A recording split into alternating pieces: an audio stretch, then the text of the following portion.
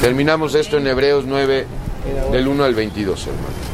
Oye, qué paz sin el ingeniero de veras. Digo, a lo mejor es un hijo de Dios, nada más está en desobediencia. Hebreos 9, del 1 al 22. Ah, la fiesta, Somos jóvenes, vamos a morirnos. Vamos a estrellarnos. Sacó la cerveza. No es juego, hermano, traen un coche. Ahorita se estampan. Murieron 4 jóvenes ebrios que iban a la fiesta. Hebreos 9, del 1 al 22. Yo era como el ingeniero cuando llegué, igualito. No, yo también, yo era peor que el ingeniero. Sí, un marrano. Ya sabes de qué habla la epístola a los hebreos, ¿verdad, hermano? Sobre todo, pues, de cuestiones de la ley, del sacerdocio según Melquisedec, de todas las cuestiones tocante al sacerdocio levítico en contrapartida al sacerdocio espiritual que Yeshua nos ha dado, ¿verdad? Habla también de el nuevo pacto, habla de los ángeles como espíritus ministradores o al servicio de Dios. Vamos a ver qué nos dice Hebreos 9, porque la intención de estudiar la Biblia versículo por versículo es que todos aquí lleguemos a ser, sin dejarnos llamar, maestros de la Biblia, ¿verdad? Porque si nada más repites por repetir, hermano, cuidado.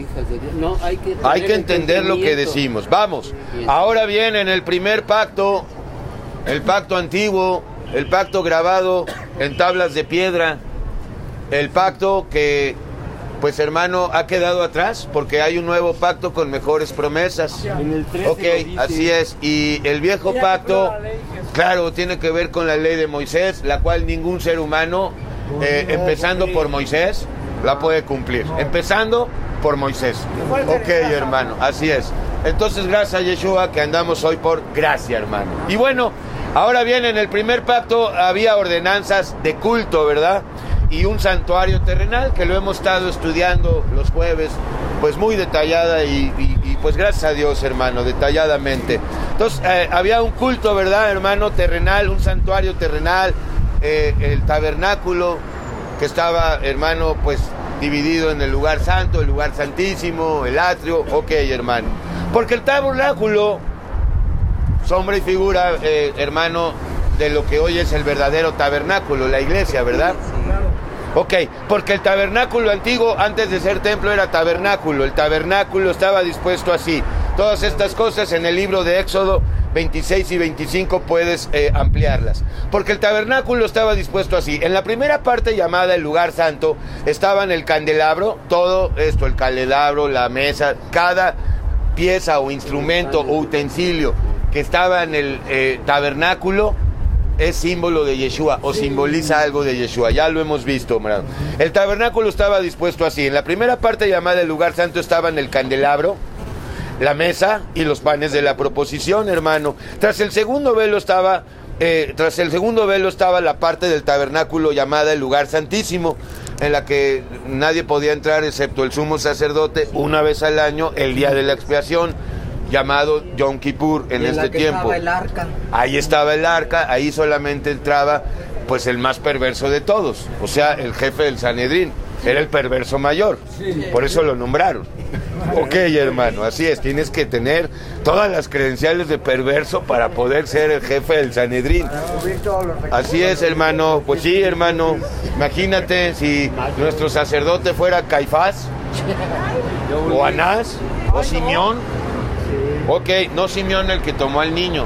Hubieron otros sumos sacerdotes de nombre Simón o Simeón, el cual tenía un incenciario de oro, tipo de Cristo, el arca del pacto. El arca del pacto, ya lo hemos estado viendo en primer libro de Samuel, es el Espíritu Santo, que ahora debe haber en ti. Cubierta de oro por todas partes, esto lo vimos hace poco, hermano, justamente, cubierta de oro por todas partes, en la que estaba una urna de oro que contenía el maná o una muestra del maná, ¿verdad? ¿Y qué no se pudrió? No se pudrió, hermano, ni con los siglos. Increíble. Todavía. Ok, bueno, ya, hermano, sabemos quién es el verdadero maná. Sabemos que hay alguien o muchos que están buscando el Arca de la Alianza, ¿verdad? Steven Spielberg, hermano, Indiana Jones y toda esta gente, ¿verdad? Y un grupo de fanáticos judíos locos que quieren el Arca de la Alianza y no entienden que era sombra y figura. Ok. Y la vara de Aarón que reverdeció, esto que es tipo de la resurrección de Cristo, ¿verdad? La vara de Aarón que reverdeció, ninguna otra, ¿verdad?, de las tribus reverdeció. Esto de reverdecer simboliza la resurrección de Cristo. Y las tablas del pacto, hermano. Y sobre ella, los querubines, que lo vimos el jueves, ¿verdad? Así es, como sus alas de 5 codos. De gloria que cubrían el propiciatorio, de las cuales cosas no se puede hablar ahora con detalle, porque no acabaría. Y así dispuestas estas cosas en la primera parte del tabernáculo, entran los sacerdotes continuamente. En la primera, en la segunda, solamente el perverso mayor, para cumplir los oficios del culto diario, ¿verdad? ¿Qué era? Pues, hermano, ofrendar lo que les traían los pecadores, sean palominos, sean corderos, sean vacas, o sea, habían diferentes tipos de ofrendas, lo estamos estudiando en Levítico.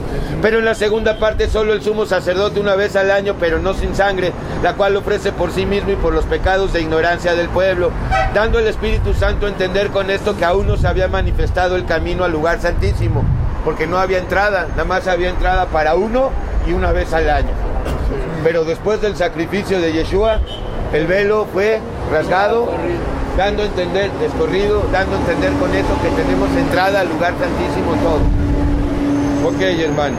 Entre tanto que la primera parte del tabernáculo estuviese en pie, lo cual es símbolo para el tiempo presente, según el cual se presentan ofrendas y sacrificios que no pueden hacer perfecto en cuanto a la conciencia al que practica ese culto. O sea, hermano, los pecadores iban, ofrendaban diversos tipos de animales o de oblaciones, pero estas ofrendas no les daban una conciencia perfecta, sino que solamente durante unos días o durante cierto tiempo pues se mantenían limpios, pero era pasajero, era efímero.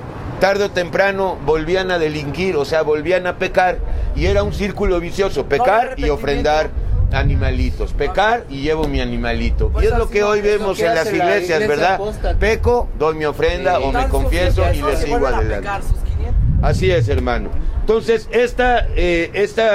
hermano, estos sacrificios de sangre de animales no pueden hacer perfectos, o sea, no pueden quitar tus culpas, ¿verdad? No. Ok, hermano, en cuanto a la conciencia al que practica este culto, ya que consiste solo de comidas y bebidas, de diversas abluciones y rituales, ordenanzas según la carne o según la ley, impuestas hasta el tiempo de reformar las cosas, porque ¿qué dice Pablo en Gálatas? Que la ley fue nuestro ayo temporal hasta que llegase Yeshua, hermano, en la fe. Isaías, que dice que ya estaba harto de harto ya desde el capítulo 1, así es. Entonces, ¿quién reformó todas las cosas? Bueno, las renovó, las reformó, las transforma todas. Pero estando ya presente Yeshua, sumo sacerdote de los bienes venideros y eternos, y por el más amplio y más perfecto tabernáculo. Yeshua es el tabernáculo. Por eso él dijo: destruid este templo, este tabernáculo, y yo lo edifico en 3 días. Ok, hermano.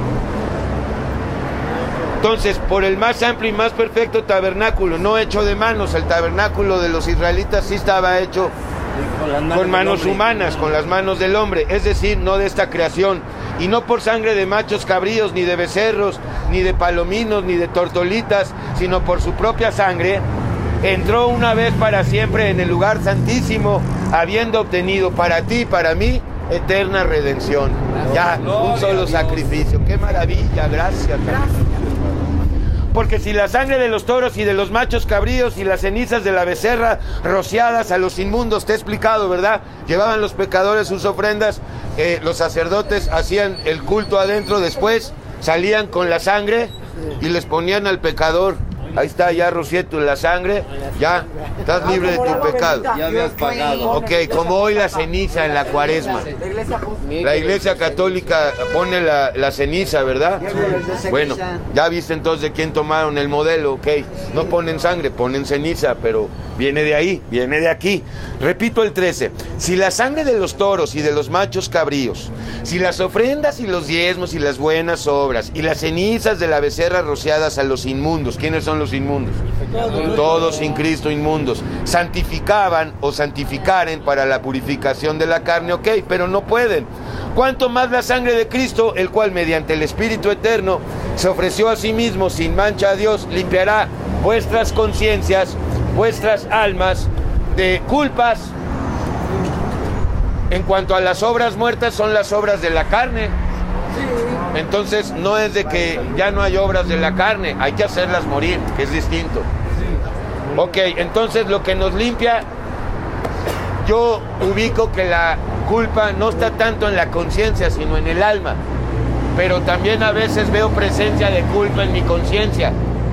Cuando vemos presencia de culpa en la conciencia, si ya estás con Cristo, tienes que echar fuera esa culpa y no hacer caso de eso, porque el diablo siempre quiere hacernos sentir culpables. Repito el 14, repito el 13. Si la sangre de los toros y de los machos cabríos y las cenizas de la becerra rociados a los inmundos santificaban hasta cierto punto imperfectamente para la purificación de la carne, cuánto más la sangre del Señor, del Cordero, el cual mediante el Espíritu Eterno se ofreció a sí mismo sin mancha a Dios, limpiará vuestras almas de culpas y vuestras conciencias de obras muertas, para que empiecen a servir al Dios vivo. Lo hemos hablado, con culpas no podemos servir.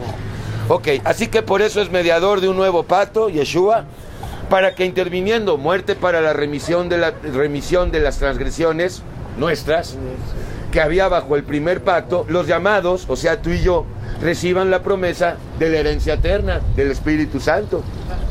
Porque donde hay testamento es necesario que intervenga muerte del testador. Entonces, ¿quién es el testador en nuestro caso?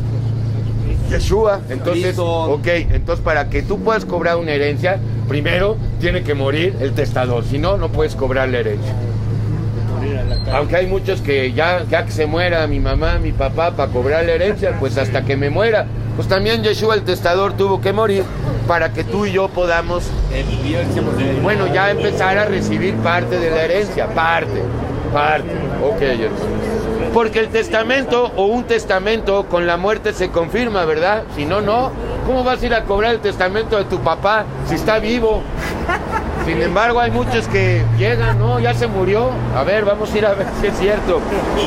Pues no es válido tanto que el testador vive, de donde ni aún el primer pacto fue instituido sin sangre, ¿verdad? Sino con sangre de animales. Porque habiendo anunciado Moisés todos los mandamientos de la ley a todo el pueblo, tomó la sangre de los becerros y de los machos cabríos con agua, lana escarlata e hisopo, y roció el mismo libro y también a todo el pueblo, diciendo: esta es la sangre del pacto que Dios os ha mandado. Eso está en Éxodo 24. Y además de esto roció también con la sangre el tabernáculo y todos los vasos del ministerio, y casi todo, lo vimos hace poco el jueves ahí en Levítico 5, y casi todo es purificado según la ley con sangre, y sin derramamiento de sangre no hay remisión de pecados. Pues ya fue derramada la sangre del Cordero para que, hermano, goces, hermano, de libertad y de justicia. ¿Ya o quieren uno más?